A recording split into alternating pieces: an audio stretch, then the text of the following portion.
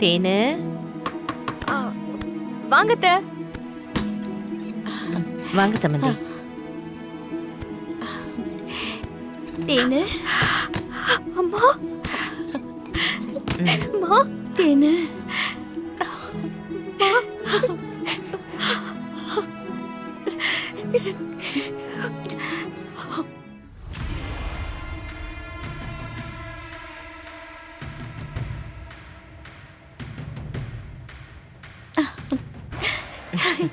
எப்படி நீங்க பேசிட்டு இருங்க, நான் காஃபி எடுத்துட்டு வரேன். சரி. அம்மா உட்காருமா.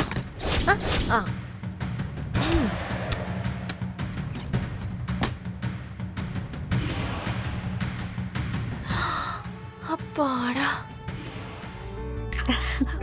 மா உட்காருமா. உட்காரு. நீயும் உட்காரு. தேனு.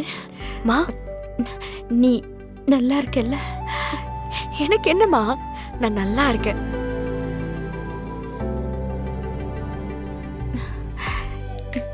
சந்தோஷமா தானே இருக்கே? ஆமாம்மா, நான் ரொம்ப சந்தோஷமா இருக்கேன். ஓ, உனக்கு இங்க பிரச்சனை எதுவும் இல்லைல்ல? யாரும் எதுவும் சொல்லலல்ல?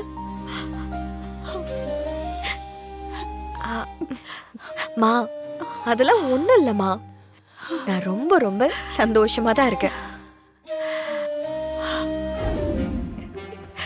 மீனாட்சி அக்கா. ஏய் நில்லு.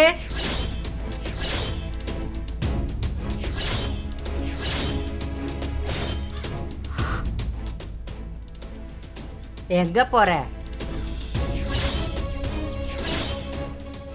உன்னத்தான் கேக்குறேன், எங்க போற? இல்ல தங்கச்சி ஏய் வெளி. போதும், நீ சொல்லி முடிக்கிறதுக்குள்ள வெடிஞ்சிரும். தங்கச்சி பாசம் வந்துருச்சோ? அவளை இந்த பக்கம் வரக்கூடாதுன்னு சொல்லியிருக்கேன்ல. நீ எதுக்கு இங்க வந்த?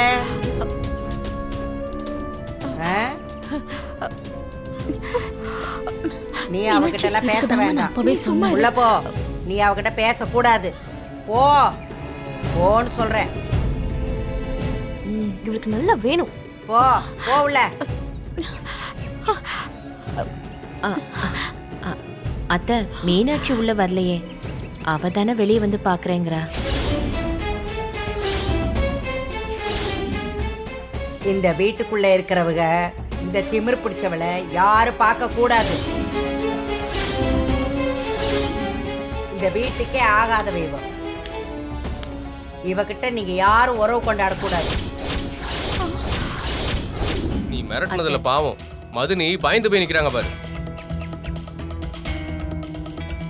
ஓ, புது மைனி மேல அக்கறை வந்துருச்சோ? ஏய், உன் சோழிய பாத்துக்கிட்டு போடா. அப்படியெல்லாம் என்னால கண்டும் காணாமலாம் போக முடியாது. மதுனி இந்த வீட்டு மருமக, மனோவோட வைஃப். அவங்களுக்கு இந்த வீட்டுல இருக்க எல்லா ரைட்ஸும் இருக்குது. அதையும் மீறி அவங்கள நீ வெளியே போக சொன்னேன்னு வையே. சொன்ன என்னடா செய்வ? நான் ஒன்னும் செய்ய மாட்டேன். மதுனி போய் போலீஸ் ஸ்டேஷன்ல கல்யாணம் ஆன 2வது நாளே என்ன வீட்டை விட்டு அனுப்பிட்டாங்கன்னு ஒரு வார்த்தை சொன்னா போதும், உன்னைய அலேக்கா போலீஸ் வந்து தூக்கி ஜெயிலுக்குள்ள வச்சிருவாங்க.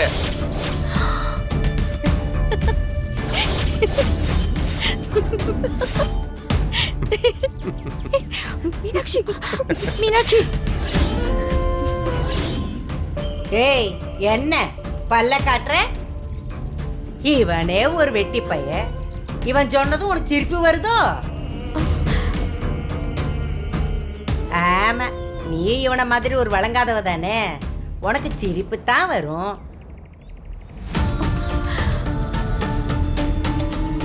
இவன் கண்டதையும் சொல்லிட்டு ஊரை சுத்த போயிடுவான். ஓ அக்கா தான் இந்த வீட்டுல வாழணும், அத நீ மறந்துடாத. என்ன மிரட்டுறீங்களா? மீனாட்சி வாயை மூடு. கிளம்பு, வீட்டுக்கு போ. நான் தேனை பார்த்துட்டு வரேன். கிளம்புன்னு சொல்றேன்ல. அம்மா, அக்கா மேல இருக்கிற பாசத்துலதான் 2 பேரும் ஒருத்தருக்கு ஒருத்தர் உசுரா பார்க்க வந்துட்டாங்கம்மா. நீங்க ஒன்னும் தப்பா நினைக்காதீங்க. சுமதி, உனக்கு யார்கிட்ட எப்படி பேசணும்னு தெரியுது, ஆனா உன் பொண்ணுக்கு அது தெரியலையே. ம். வயசுக்குன்னு ஒரு மரியாதை தெரியல. வீட்டுக்கு ஒண்ணு இப்படி வளர்ந்து நிக்குது. ம். இப்பவே இவளுக்கு புத்திய சொல்லி மாத்த பாரு. இல்லன்னு வையே, போற இடத்துல ஒழுங்கா வாழ மாட்டா. அம்மா, அடுத்த நாளே உன் வீட்டுக்கு வாழா வெட்டியா வந்து உக்காந்துருவ. அம்மா. அத்தை, ஏன் அத்தை இப்படி எல்லாம் பேசுறீங்க? ஏன் மருமளே, நான் உள்ளதான் சொன்னேன். இந்த மாதிரி பொண்ணெல்லாம் எந்த வீட்டுல வச்சுப்பாங்க? இவளுக்கெல்லாம் கல்யாணமே நடக்காது. அப்படியே நடந்தாலும் அது நிலைக்காது. என்னம்மா இப்படி பேசுறீங்க? நீங்க பெரிய மனுஷிமா, அப்படிலாம் பேசாதீங்க. நீங்க பேசுற ஒவ்வொரு வார்த்தையும் என் பொண்ணு வாழ்க்கையில சாபமா போய் நிக்கும்மா. தயவு செஞ்சு இப்படி எல்லாம் பேசாதீங்க.